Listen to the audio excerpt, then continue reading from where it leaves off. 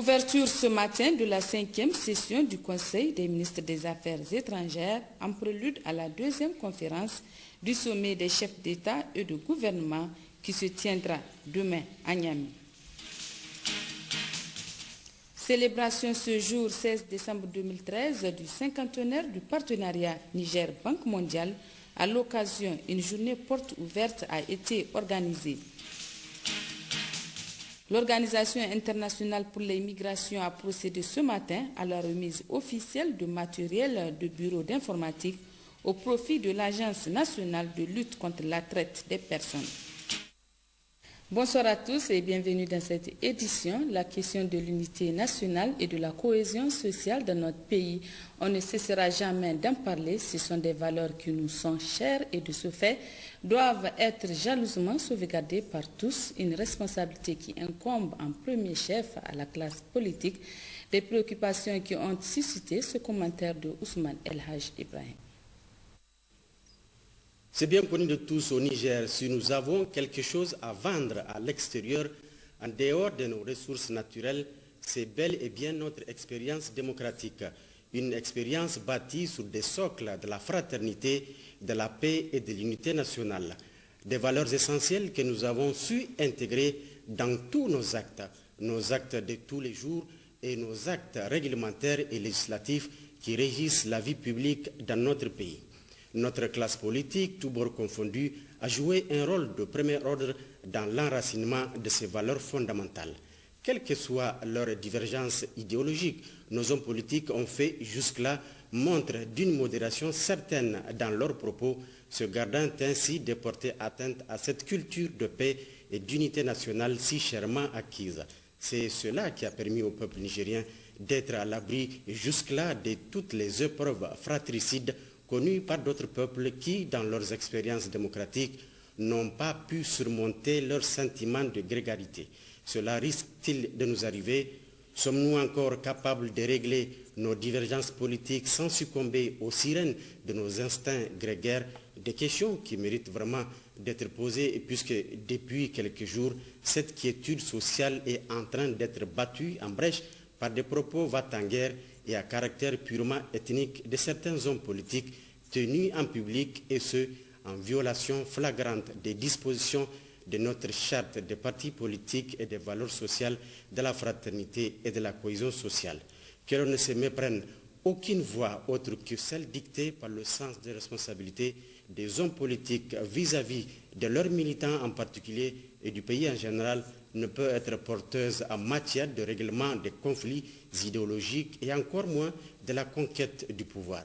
Toute rhétorique identitaire venant d'un responsable politique peut être comprise par des partisans comme un encouragement à la violence. Voilà pourquoi la notion de responsabilité doit être considérée comme une exigence forte devant orienter toute action politique. Nous osons espérer que tous les responsables politiques qui nous regardent en ce moment puissent continuer à sauvegarder jalousement les valeurs qui ont fait de nous un peuple uni et solidaire. Merci Ousmane. Deux audiences ce matin au cabinet du président de la République. Le chef de l'État Issoufou Mamadou s'est tout d'abord entretenu avec Ekwe Podar, chef de division adjoint au département Afrique du Fonds monétaire international FMI. L'audience s'est déroulée notamment en présence du ministre des Finances Gilles Baye. Avec le Fonds monétaire international a des relations très solides avec le Niger, qui a un programme avec le fonds de ne pas la faciliter l'ajout de crédit.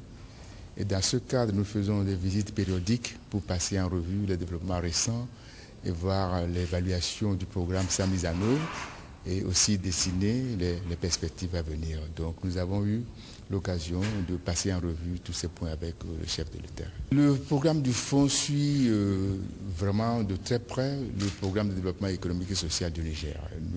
Nous suivons les plans qui sont développés par les pays et nous essayons dans la mesure de les compétences du Fonds monétaire international de les aider surtout dans le cadrage macroéconomique, dans les perspectives budgétaires. Donc voilà un peu sur ça et également le fonds prévoit l'assistance technique pour les pays pour renforcer les capacités dans ces domaines qui sont les nôtres.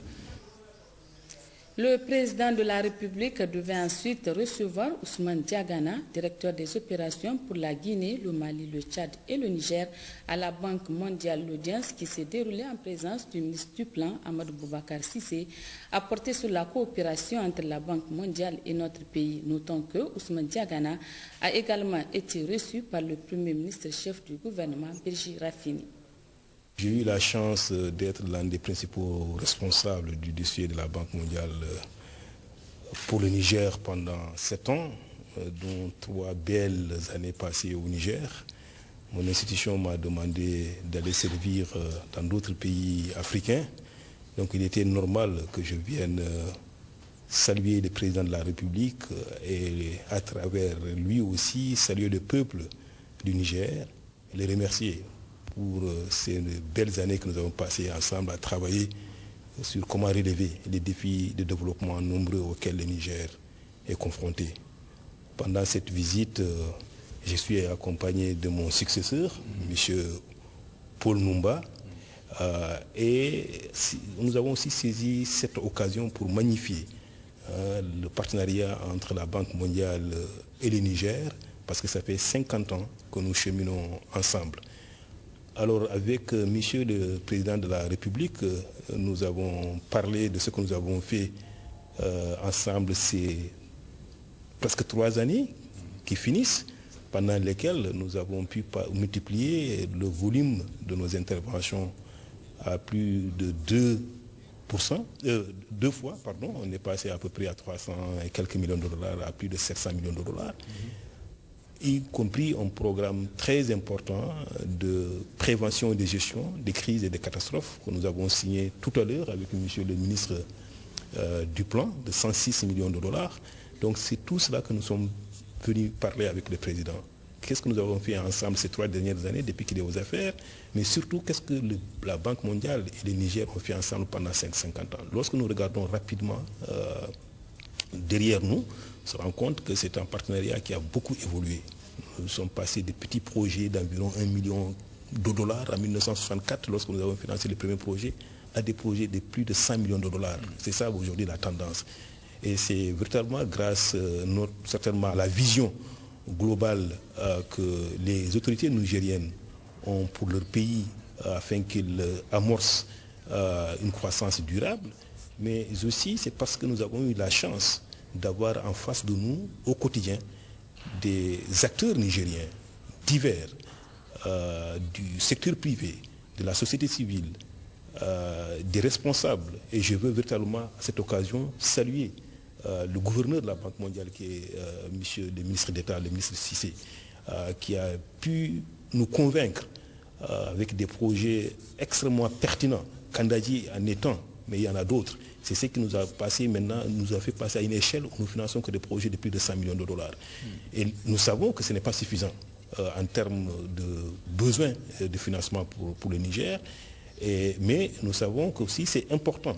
Et pour que ces projets importants impactent le Niger positivement, il faut les exécuter rapidement, avec qualité, avec transparence, avec des résultats définis et mesurés. Donc on a échangé sur tout ça avec M. le Président. Il nous a donné également quelques autres idées, notamment sur la nécessité de plus en plus à regarder les problématiques de développement dans un contexte régional.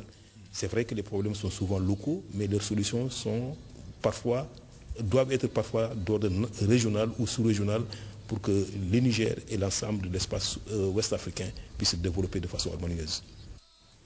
Le Premier ministre chef du gouvernement, Birji Rafini, s'est aussi entretenu ce matin avec la directrice régionale de l'Organisation internationale des migrations de l'Afrique de l'Ouest et du Centre, Mme Carmela Godo, à sa sortie d'audience. Je viens voir le Premier ministre car c'est ma première visite officielle au Niger. Je viens remercier le gouvernement pour le soutien, la coopération dans notre action humanitaire. Par exemple à Difa, où en ce moment même nous sommes en train d'assister les populations locales suite aux inondations, mais aussi l'action humanitaire que nous menons avec le gouvernement dans l'assistance pour les migrants irréguliers qui passent à travers le Niger et qui sont en route pour leur pays d'origine.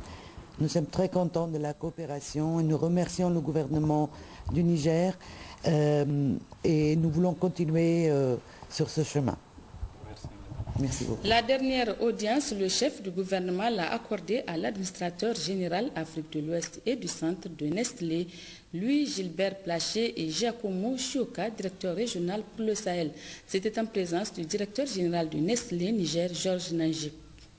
Donc nous avons eu cet honneur d'être reçus par Monsieur le Premier ministre et l'objet essentiel de cette audience était de partager avec Monsieur le Premier ministre les différents projets que Nestlé Niger a au Niger, de parler des opérations, de toutes les contributions que le groupe Nestlé apporte au Niger, notamment dans le domaine de l'assistance dans la lutte contre la contrefaçon par exemple, et aussi dans tout ce que nous appelons les Creating Share Value au sein de Nestlé, c'est-à-dire la valeur partagée, tout ce qui est création de valeur partagée auprès des populations et dans la redistribution de nos produits, du bien-être et de la santé pour les populations.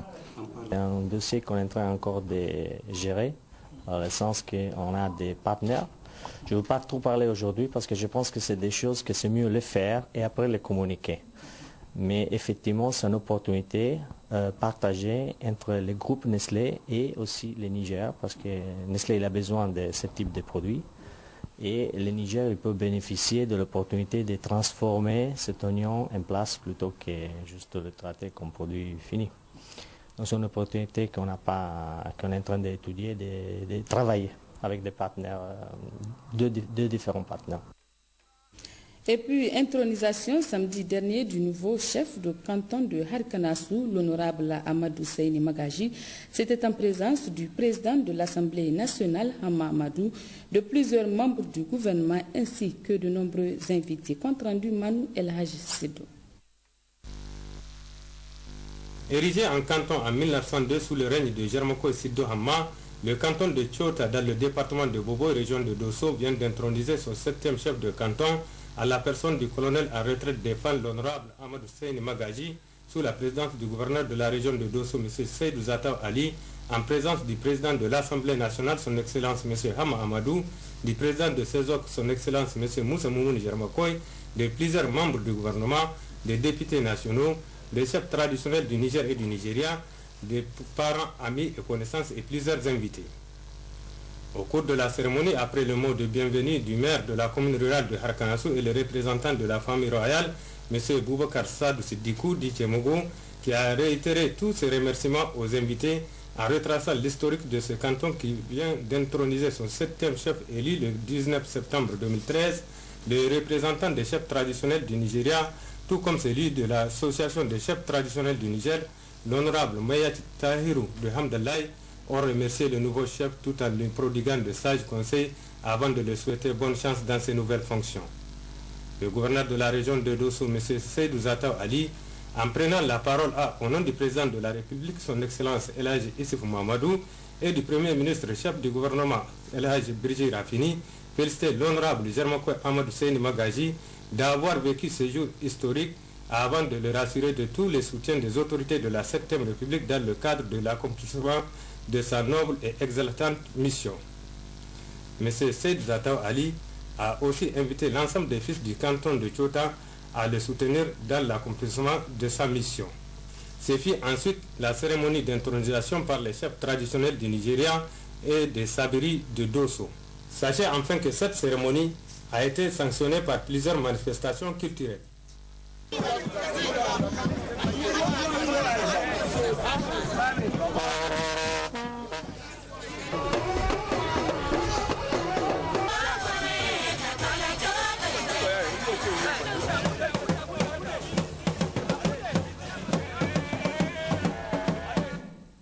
Le Premier ministre malien Oumar Tatamli est arrivé cet après-midi à Niamey pour prendre part à la 2e conférence du sommet des chefs d'État et de gouvernement du Conseil de l'Entente qui se tiendra demain dans notre pays. À sa descente d'avion, il a été accueilli par le Premier ministre chef du gouvernement, Birji Rafini.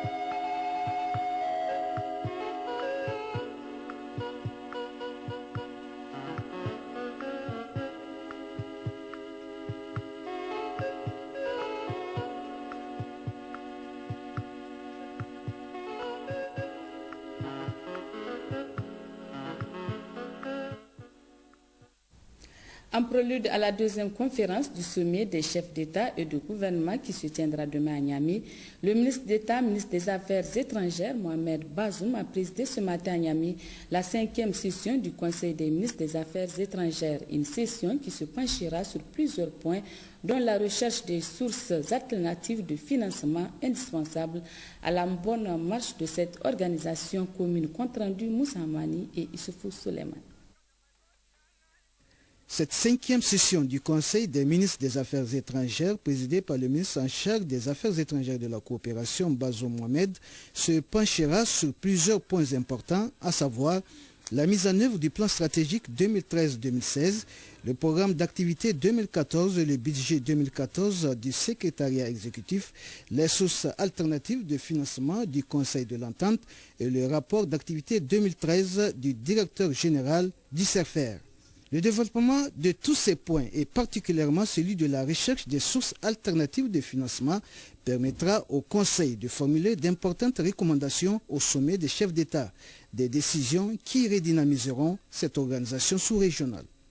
C'est en effet ici même à Niamey que le 17 décembre 2012, la conférence des chefs d'État et de gouvernement a eu à prendre des décisions stratégiques pour le devenir de l'organisation.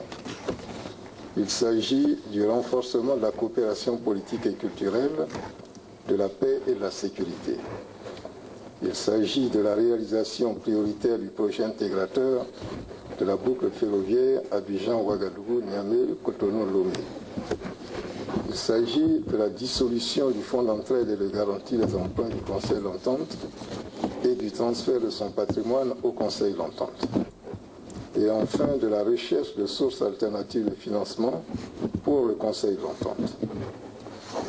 Au cours de l'année 2013, au terme d'un travail approfondi, 3 sources potentielles de financement ont été identifiées. Le secrétariat exécutif voudrait compter sur votre Conseil pour faire une recommandation forte sur la source la plus pertinente et exploitable à court terme aux fins d'apporter une solution durable au lancinant problème du financement du Conseil de l'Entente.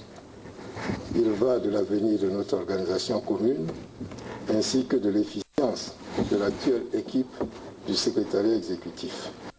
Outre les réflexions sur les sources alternatives de financement sur lesquelles s'est également appesanti le ministre en charge des Affaires étrangères, il a par ailleurs invité le Conseil à aborder le problème de la sécurité, une autre priorité des chefs d'État du Conseil de l'Entente. Le thème retenu opportunément pour cette deuxième session ordinaire de la conférence des chefs d'État est, je cite, une entente consolidée pour la paix et le développement. Il s'agit pour nous de consolider la synergie, de mutualiser nos moyens en ayant à l'esprit l'engagement historique des pères fondateurs du Conseil de l'Entente. Le président en exercice, son Excellence M. Issoufou Mahamadou et les autres chefs d'État attendent de nous de recommandations pertinentes et de projets novateurs. J'ai saisi l'occasion de cette 5e session ordinaire du Conseil des ministres pour engager le secrétariat exécutif à faire preuve d'initiative pour élaborer et lancer, dans le cadre du programme d'activité 2014, des projets et actions de nature à assurer la visibilité du Conseil de l'Entente dans le domaine des infrastructures socio-économiques dans les zones rurales, écoles, puits, forages, centres de santé, électrification solaire, etc. Je vous invite également, mesdames et messieurs, à aborder le problème de la sécurité qui constitue un élément important pris fort opportunément en compte dans la stratégie 2013-2016. Précisons que les travaux de la 2e session ordinaire de la conférence au sommet des chefs d'État et de gouvernement du Conseil de l'Entente s'ouvriront le mardi 17 décembre à Niamey sous la présidence du président de la République, chef de l'État Issoufou Mahamadou, président en exercice du Conseil de l'Entente. Je vous donne lecture de ce communiqué à l'occasion de la 2e conférence des chefs d'État et de gouvernement du Conseil de l'Entente. Les personnalités ci-dessous désignées sont conviées à l'aéroport international Diori Hamani de Niamey à 7h15 pour l'accueil de nos illustres hôtes qui arriveront le mardi 17 décembre 2013. Il s'agit de Monsieur le Président de l'Assemblée nationale, Monsieur le Premier ministre, les anciens présidents de la République et anciens chefs d'État, Mesdames et Messieurs les présidents des institutions de la République et le grand chancelier des ordres nationaux, Monsieur le chef de file de l'opposition, les membres du gouvernement, le bureau de l'Assemblée nationale, les anciens présidents de l'Assemblée nationale, les anciens premiers ministres, le ministre directeur de cabinet du président de la République, le directeur de cabinet du président de l'Assemblée nationale, du Premier ministre, le directeur de cabinet adjoint du président de la République et le directeur de cabinet adjoint du Premier ministre, les conseillers spéciaux avec rang de ministre du président de la République, l'inspecteur général des armées et de la gendarmerie, le chef d'état-major des armées, le haut commandant de la gendarmerie nationale, le haut commandant de la garde nationale, les officiers généraux, le chef d'état-major de l'armée de l'air, le chef d'état-major de l'armée de terre, les secrétaires généraux de la présidence de la République, de l'Assemblée nationale, de la primature, le gouverneur de la région de Niamey, le président du conseil de ville de Niamey et les 5 maires des arrondissements, le corps diplomatique, les consuls généraux et les représentants des organisations internationales, le représentant du bureau des chefs traditionnels, le président du conseil islamique, le président de l'association islamique, imam de la grande mosquée et l'archevêque de Niamey. Le Conseil de l'Entente est une organisation dont l'objectif est de contribuer au renforcement des relations politiques entre les États membres en vue de maintenir entre eux et dans la sous-région ouest africaine un climat de paix, de sécurité, de solidarité et de compréhension mutuelle nécessaire pour un développement économique et social durable. Retour sur la mission de cette organisation et sa réhabilitation par les chefs d'État actuels des pays membres afin de lui donner de nouvelles orientations. Résumé, Moussa Hamani. Créé le 29 mai 1959, le Conseil de l'Entente regroupe le Bénin, le Burkina Faso, la Côte d'Ivoire, le Niger et le Togo. Cette institution est née du souci et de la détermination de ses pères fondateurs de donner espoir à leur peuple dans leur légitime aspiration pour réaliser une intégration sous-régionale, gage de sécurité, de paix, de stabilité et de prospérité. Fort de cette conviction et au regard des défis énormes auxquels les États membres de cette organisation font face au quotidien, les chefs d'État et de gouvernement du Conseil de l'Entente ont décidé de réhabiliter cette institution en lui donnant de nouvelles orientations, des rénovations qui contribueront à sa redynamisation. C'est dans ce cadre qu'une nouvelle charte a été élaborée, respectant ainsi les conclusions du sommet de décembre dernier à Niamey. Une charte qui prendra en compte toutes les préoccupations de cette organisation commune. La 5e session ordinaire du comité des experts et celle du Conseil des ministres des Affaires étrangères tenue en 2013 à Niamey a permis aux participants de mener des réflexions profondes sur les rapports d'activité et d'exécution de l'année 2012, le projet d'infrastructure ferroviaire de l'espace Entente et surtout la recherche de sources alternatives de financement afin de formuler des recommandations à la conférence au sommet des chefs d'État et de gouvernement dont les travaux s'ouvriront mardi à Niamey. L'adoption de ces recommandations permettra à cette organisation de mieux exécuter ses missions au bénéfice des populations des pays membres. Cette deuxième session ordinaire de la conférence au sommet des chefs d'État et de gouvernement regroupera à Niamey les 5 chefs d'État des pays membres. Il s'agit de Thomas Yahi Boni du Bénin, Blaise Compaoré du Burkina Faso, Alassane Ouattara de la Côte d'Ivoire, Faure Essozima Gnassingbé du Togo et Issoufou Mamadou du Niger, président en exercice du Conseil de l'Entente.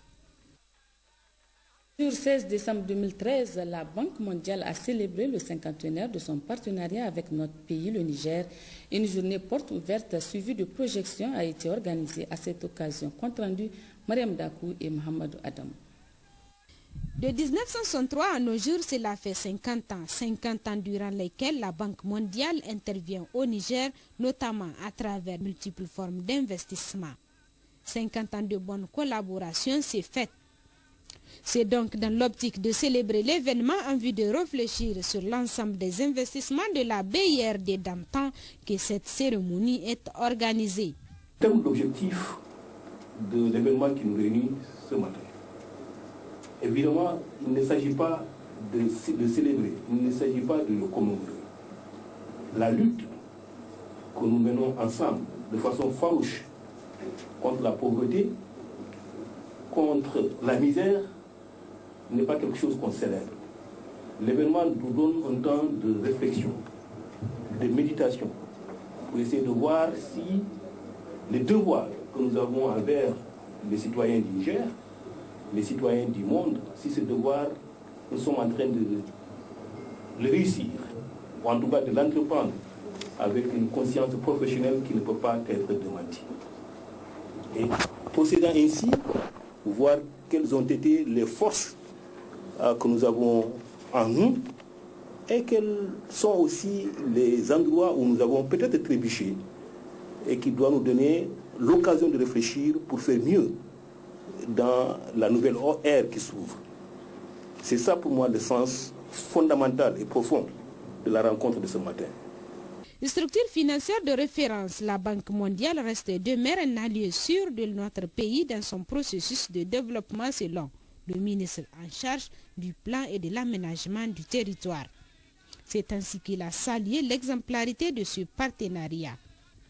Au fil des ans et des décades, il est bien apparu que ce développement économique tant désiré n'était pas chose aisée à conquérir et que la réplication de recettes qui avaient été efficientes dans les pays du Nord se heurtait dans la quasi-totalité des autres pays à de nombreux obstacles, qu'ils soient historiques, politiques, culturels, humains, techniques ou environnementaux. Et ici encore, la Banque mondiale a joué un rôle déterminant grâce à sa connaissance du terrain pour que puissent évoluer les analyses qui fondaient l'essentiel des politiques de développement. La poursuite d'un objectif de croissance maximale, longtemps seule prédominante, s'est de plus en plus accompagnée d'une attention particulière portée à la lutte contre la pauvreté, d'un soutien à l'émergence d'un secteur privé efficient et d'une prise en compte croissante de la protection de l'environnement. Grâce à votre influence, tous ces éléments sont désormais considérés comme simultanément indispensables dans l'analyse de chaque projet d'investissement et cela constitue sans nul doute un important progrès. Divers soubresauts ont caractérisé notre vie politique, rendant plus difficile notre combat pour le développement. Pourtant, quelles que soient les circonstances, heureuses ou malheureuses, la Banque mondiale a été aux côtés du Niger. Elle nous a apporté de multiples financements dans des secteurs fort variés, mais toujours essentiels, et parfois pour faire face aux urgences des moments de crise, et le plus souvent pour nous aider à planter les bases les plus solides d'un développement durable et profitant à tous. Elle est encore, à ce jour et sans doute pour longtemps, le plus grand contributeur étranger pour le financement de nos projets.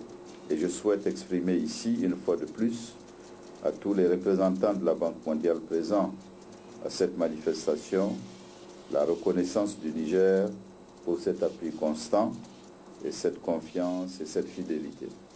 Parmi les grandes réalisations de cette institution au Niger, on peut retenir entre autres les importants investissements faits pour la gestion de la crise alimentaire de 2004, le rôle déterminant joué dans la finalisation du financement du projet Kandaji, la récente initiative intitulée Initiative pour le Sahel qui devrait fortement bénéficier à notre pays et surtout ce cadeau d'anniversaire de 50 milliards de francs CFA signé ce matin entre le ministère du Plan et la représentation de la Banque mondiale au Niger. Ouverture ce matin à Niamey de la bourse céréalière internationale. Il s'agit d'un cadre privilégié de fluidification des échanges céréaliers et de diffusion d'informations qui vise à promouvoir la sécurité alimentaire et nutritionnelle en Afrique de l'Ouest. Moudanchirou, Ouma Jemila et Askou Jibrila pour le compte rendu. Ils sont environ 150 acteurs céréaliers ouest-africains réunis à Niamey pour la tenue de la bourse céréalière internationale. Un forum de grande envergure axé sur la mise en relation de l'offre et de la demande des produits agricoles à l'échelle sous-régionale aux fins de l'approvisionnement des zones déficitaires. L'objectif principal de cette bourse est en effet la mise en relation de l'offre et de la demande à l'échelle sous-régionale en vue de susciter des échanges agricoles entre opérateurs d'une part, entre pays d'autre part. C'est aussi un lieu de rencontre, d'échange d'expériences, de négociations à travers les contrats d'achat ou de vente de céréales. C'est enfin et surtout un lieu où se tissent les relations commerciales entre les différents acteurs. Cette rencontre a été financée par le groupe Afrique Verte International conformément à son domaine d'intervention. Je voudrais simplement, au nom de mon président, vous saluer tous, vous dire combien notre groupe Afrique Verte, qui est composé de nos 5 organisations, attend de ces bourses internationales. Ces questions de sécurité et de souveraineté alimentaire sont très importantes pour nous. Elles constituent l'axe de nos interventions. Cette initiative vise également à promouvoir la sécurité alimentaire en Afrique de l'Ouest à travers la fluidification du marché. Faut-il le rappeler que le Niger, notre pays, grâce à cet engagement des autorités de la 7e République, a atteint à la fin de l'année 2012, soit 3 ans d'avance, la cible relative à la faim établie par l'objectif du millénaire pour le développement 1 de réduire au moins de moitié d'ici 2015 la proportion de personnel et de personnes souffrant de sous-alimentation dans le pays. Cette performance donc a valu à notre pays un témoignage de satisfaction de la part du directeur général de la FAO, son Excellence M. José Graciano da Silva, en date du 16 juin 2013. Au cours des assises, les participants auront droit à des communications relatives aux instruments de commerce extérieur par les opérateurs, à la circulation de l'information commerciale en vue de renforcer leurs capacités. La ministre en charge de la population a entamé aujourd'hui sa mission d'information sur les résultats de la campagne agro-silvopastorale 2013 dans la région de Niamey. Ce matin, Dr Mekibi Kadidiat Dandoubi a rencontré les cadres centraux, régionaux, les maires, les chefs traditionnels et les leaders religieux. Compte rendu Abba Moussa Atoumane et Issouf Samel. C'est en présence du gouverneur de la région de Niamey, du directeur du cabinet de la ministre en charge de la population, du secrétaire général de la région et du conseiller du Premier ministre que cette rencontre a eu lieu. Dans son adresse aux participants, la ministre de la Population a d'emblée situé l'objet de sa mission, qui est d'informer les populations de la région de Niamey sur les résultats de cette campagne, mais aussi tenir des meetings afin de s'entretenir avec les populations sur les questions d'intérêt national. Madame Mekibi Kadidiatou Dandoubi devait ensuite décliner les 4 objectifs qui sous-tendent cette mission. Le premier consiste à échanger sur les résultats de la campagne agro-silvopastorale et hydraulique en termes de production agricole et pastorale, de réalisation des points d'eau, de reboisement, de récupération des terres, de fixation des dunes et des conséquences des inondations que vous venez de mentionner. Le deuxième objectif, c'est d'informer les acteurs sur l'état de mise en œuvre de l'initiative 3N, les Nigériens nourrissent les Nigériens. Troisième objectif est d'informer les différents acteurs sur le programme du gouvernement 2013-2015. Le quatrième objectif doit permettre à la délégation d'instaurer un dialogue démocratique d'opinion, mais constructif, avec les populations sur les questions d'intérêt national liées aux questions de sécurité, d'union nationale, motion de confiance, stabilité politique, situation sociale. La ministre en charge de la population a conclu que les résultats attendus de cette mission sont de consolider les acquis de tolérance, de solidarité dans une même passion pour le Niger et les idéaux auxquels il demeure à jamais attaché. Auparavant, le gouverneur de la région de Niamey a pris la parole pour souligner que la campagne écoulée a connu des perturbations dans la région de Niamey au regard des inondations des zones d'habitation, des rizières, des champs avec des dégâts considérables sur les infrastructures publiques et privées. Pour pallier à cette situation, le gouverneur a soumis à la ministre de doléances afin d'octroyer plus de moyens à la région pour organiser une campagne de culture irriguée sans précédent.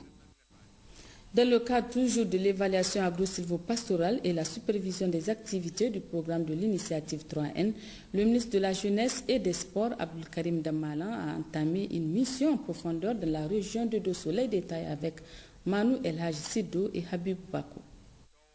Évaluer la campagne agro-pastorale et constater de visu l'évolution des activités de l'initiative 3N, tels sont les quelques objectifs de cette mission du ministre de la Jeunesse et des Sports, M. Abdelkarim Damalan, dans la région de Dosso.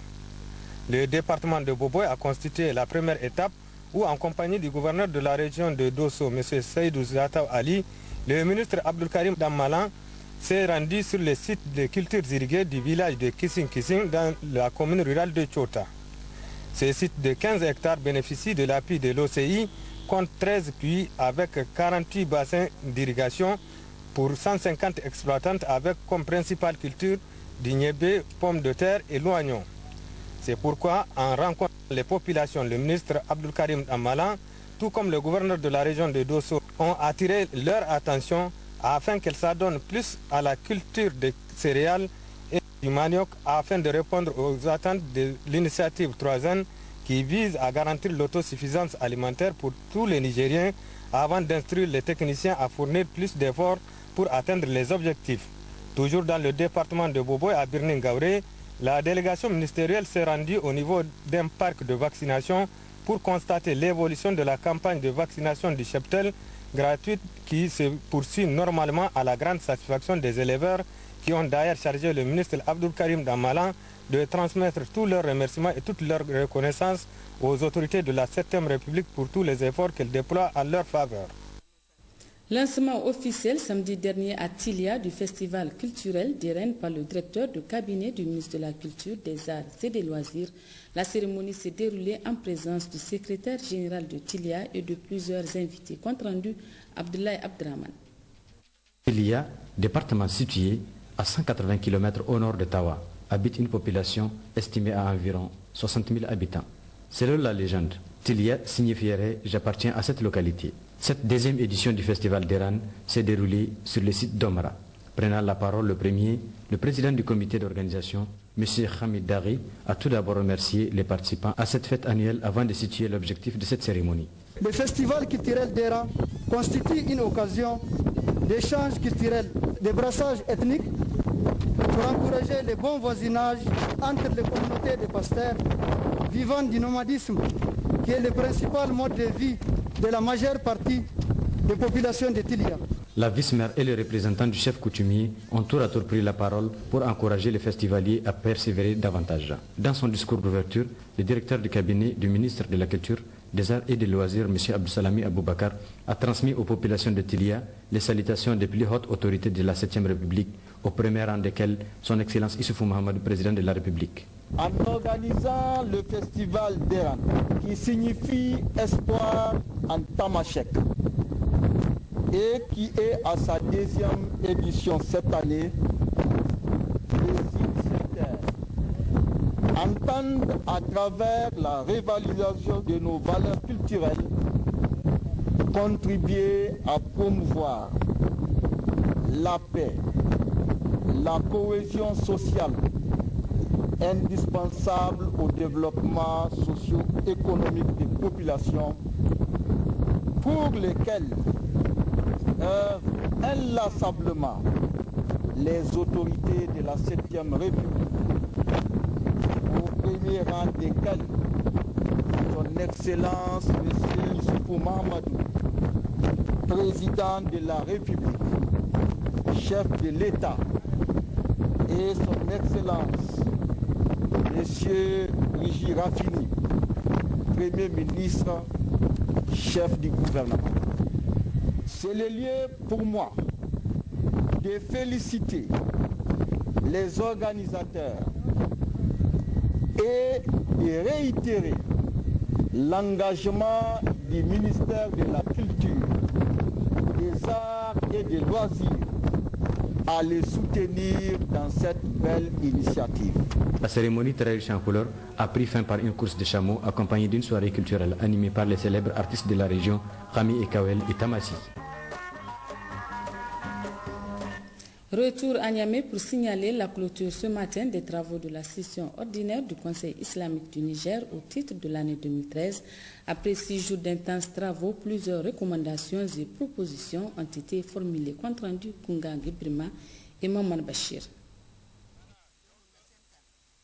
Islam, facteur de progrès, c'est le thème central de cette session ordinaire du Conseil islamique du Niger qui vient de s'achever ce matin sur un réel motif de satisfaction. Le Conseil s'est penché durant les 6 jours qu'ont duré les travaux, outre les thèmes généraux sur l'islam, les pratiques religieuses, l'islam et les pratiques sociales, ou encore l'islam et le progrès économique, scientifique et culturel. Des sous-thèmes d'une importance capitale pour le développement socio-économique du Niger, a souligné le secrétaire général du ministère délégué à la décentralisation, aux affaires coutumières et religieuses, lors de son allocution à l'occasion de la cérémonie de clôture.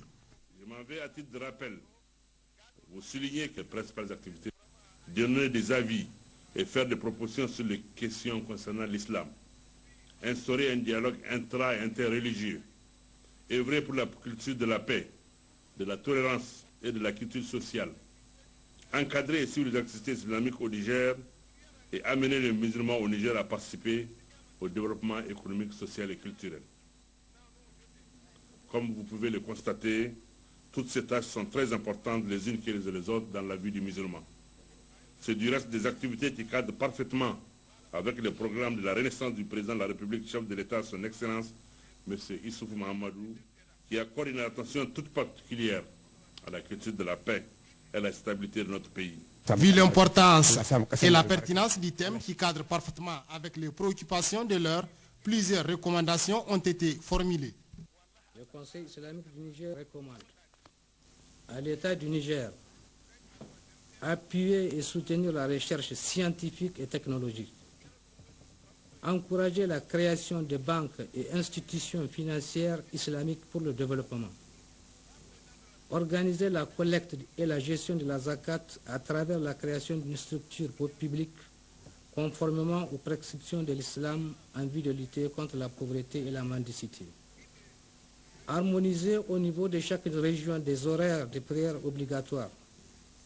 Veiller au respect des dates de vision du croissant lunaire et des fêtes y adhérentes. Prévoir un mécanisme de prise en charge des imams des mosquées. Soutenir les efforts des parents par l'introduction de l'éducation islamique dans les programmes scolaires au niveau de tous les cycles d'enseignement. Créé en 2003 sur la base d'un cahier de charges à lui assigné, le Conseil islamique donne des avis et fait des propositions sur les questions concernant l'islam. Une décennie après sa création, plusieurs propositions sont à l'actif du Conseil qui œuvre inlassablement pour un islam tolérant, facteur de paix et de la concorde nationale. Cérémonie officielle de remise de matériel ce matin au ministère de la Justice. Ce matériel de bureau et informatique a été offert par l'Organisation internationale des migrations au profit de l'Agence nationale de lutte contre la traite des personnes et la Commission nationale de la coordination de la lutte contre la traite des personnes. C'est un reportage de Hamzat Mahamadou et Issoufou Noumou. À travers cette cérémonie, l'Agence nationale de lutte contre la traite des personnes et la Commission nationale de coordination de la lutte contre la traite des personnes viennent ainsi de bénéficier d'un important appui en matériel de bureau et informatique offert par l'Organisation internationale pour les migrations.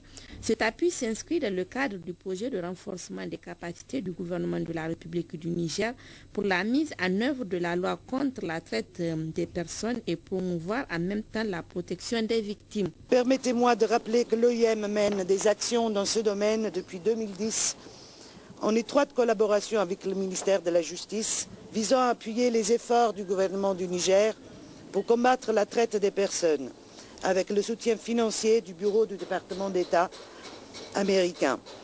Lors de la première phase de ce projet, de 2010 à 2012, 18 formations ciblant plus de 400 acteurs gouvernementaux, autorités judiciaires, agents des forces de l'ordre, agents en charge de la protection et acteurs de la société civile ont été organisées à travers le pays afin de renforcer leurs capacités sur la problématique de la traite.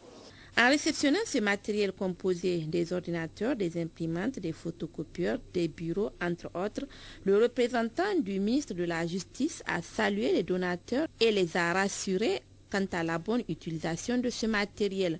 Et je voudrais remercier au nom du ministre de la Justice pour ce geste qui incontestablement contribuera à faire en sorte que la lutte contre la traite des personnes soit effectivement efficace. Nous avons une position telle que nous sommes un pays vulnérable. Cela ajouté aussi aux conditions de vie économiques, je parle de la pauvreté, et tout cela concourt évidemment à faire en sorte que la traite des personnes est une réalité vivace dans notre pays. Et vous pouvez avoir la certitude que le matériel que vous avez mis à notre disposition ira dans le compte des institutions que je viens de citer, en l'occurrence la Commission nationale et l'Agence de coordination. Notez que la création au Niger des deux structures de lutte contre la traite des personnes vise essentiellement à lutter efficacement contre ce fléau. Rendons-nous à Zander où le haut-commissaire à l'initiative 3N, Amadou Allaouri, a procédé ce matin à Myria dans la région au lancement de l'approche commune de convergence suivie de l'atelier d'élaboration des plans d'activité 2014-2015 des communes de convergence de Myria sur les 35 retenus au plan national. Compte rendu Sandra Tahi et Faji Boukar. Au cours des travaux de cet atelier, les autorités administratives, coutumières, élus locaux, cadres techniques et représentants des agences des Nations Unies auront à élaborer des plans d'action des communes de convergence de la région de Zander, Gafati, Koleram et Dogo. Toutes choses qui permettront l'amélioration de la résilience des communautés, c'est-à-dire leur capacité d'adaptation au changement climatique, à la sécheresse, à la famine, aux catastrophes naturelles et à la pression démographique. Le premier, par les travaux, vont faire, essayer de voir avec les communautés qu'est-ce qu'on peut faire pour les aider, essayer de mettre ça dans des plans d'action qui peuvent être en ligne avec le plan de développement communal. Et ensuite, le système des Nations Unies va voir dans quelle mesure on est à même de mettre en œuvre ces plans d'action, puisqu'on a chacun ses spécialités. Des distributions alimentaires ou d'argent dans des programmes à haute intensité de main-d'œuvre. Et l'UNICEF donnera une assistance pour les enfants, la protection. Voilà, la FAO nous aidera à mettre en valeur les terres qui auront été récupérées à travers des projets de vivre contre travail, etc. Donc chacun va prendre sa part là-dedans et essayer de voir comment ensemble on peut avoir une approche holistique et bien coordonnée.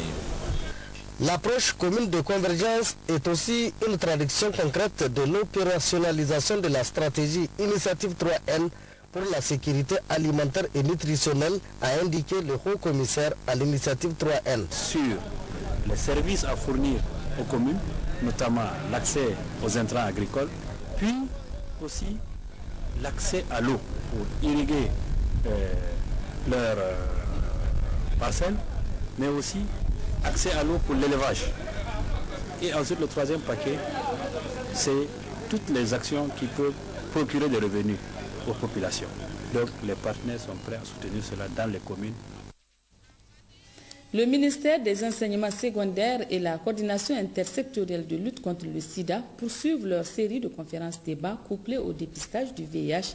Aujourd'hui, ils se sont rendus au CES Saga pour sensibiliser les élèves sur le VIH-Sida et sur l'importance du dépistage en milieu scolaire. Compte rendu Sakinato Abdou et Salif Garba.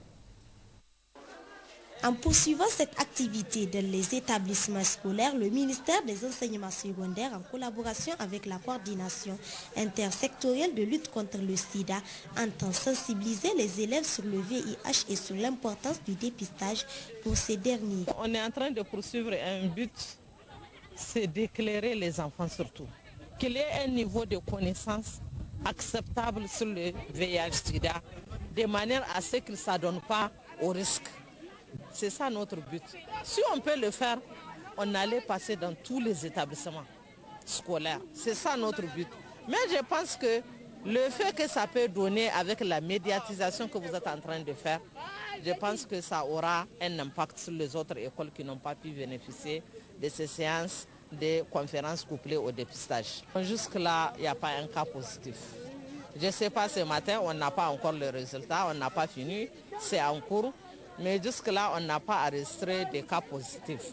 Une initiative qui a été saluée par les responsables du CS Saga car elle permettra de faire de cette génération une génération saine et prévenue. Je pense que cette initiative elle est très louable parce qu'elle s'inscrit même dans le cadre des engagements pris par le président de la République, son Excellence Elhadji Mahamadou Issoufou, en matière de lutte contre le sida qui consiste à atteindre 0 décès liés au sida, 0 contamination et 0 stigmatisation. Donc en l'accueillant aujourd'hui, je pense que c'est une bonne chose pour nous, c'est une bonne chose pour l'ensemble des élèves de mon établissement et au-delà la population de Saga. Cette série de conférences débats couplées au dépistage des élèves a touché plus de 1000 élèves. Ce dépistage permettra aux élèves de connaître leur statut sérologique et d'adopter des comportements sans risque vis-à-vis des VIH-Sida. Ouverture ce matin de la première session de la Cour d'assises de l'année 2013 au titre de la région de Dosso. 35 affaires sont inscrites au rôle de cette assise concernant 47 accusés dont les affaires sont de nature multiple. C'est le président de la Cour d'assises, Gayeko Sahabi, qui a présidé la cérémonie d'ouverture. Compte rendu Ali Hashimou et Moro Abdou. Après la prestation de serment des membres du jury composé de 5 jurés et 2 suppléants, renvoyés aussitôt à l'exercice de leurs fonctions, le président de la Cour d'assises de Dosso, Gayeko Sahabi, a pris la parole pour remercier de vive voix toutes les personnalités invitées présentes à cette cérémonie d'ouverture de la première session de la Cour d'assises de Dosso au titre de l'année 2013, avant d'expliquer que 35 affaires sont inscrites au rôle de cette assise concernant 47 accusés parmi lesquels 3 femmes dont les affaires sont de nature multiple. 6 affaires d'assassinat, 2 meurtres, 3 coups mortels, 11 viols, 1 infanticide, 2 détournements de deniers publics et 4 vols criminels. À ces 35 affaires, il faut ajouter d'autres connexes au crime principal, notamment incendie volontaire, association de malfaiteurs, coups et blessures volontaires avec armes et détention de drogue à haut risque, pour ne citer que ceci. Quant au procureur général, Meg Alzouma Seydou, il a dans son réquisitoire fait comprendre à l'assistance que la Cour d'assises est une juridiction répressive car ayant pour vocation première le statut en matière criminelle et s'il y a lieu de prononcer des peines afflictives et infamantes. Cependant, a-t-il fait remarquer, la Cour d'assises, au-delà de cet aspect répressif, revêt aussi un aspect pédagogique. C'est pourquoi il a invité instamment les membres des jurés qui sont certes des juges temporaires, mais des juges à part entière chargés d'apporter à l'assistance judiciaire dans l'appréciation de la culpabilité et dans la détermination des sanctions, d'apporter également leur contribution relative à la richesse de leur personnalité propre, d'expérience professionnelle, le tout dans la plus grande sérénité. Le procureur général a enfin rappelé à ces jurés qu'ils doivent avoir constamment à l'esprit le terme du serment qu'ils ont prêté pour une bonne réussite des travaux de cette assise qui durera en principe 12 jours. Restons toujours dans la cité de Germakoye où le gouverneur de la région, Seydou Alizato, a présidé la cérémonie officielle de réception d'une mini-adduction d'eau potable multivillage dans le département de Falmaï, région de Dosso, dont les travaux sont financés sur fonds propres de l'État, estimés à 89 millions de nos francs. La cérémonie s'est déroulée en présence de 2 membres du gouvernement. Les détails avec Ali Hashimou et Habib Bakou. Confié à l'entreprise Didi et Fils et exécuté selon les règles de l'art, les travaux de cette mini-adduction d'eau potable multivillage ont coûté la bagatelle somme de 89 millions de nos francs sur fonds propres de l'État.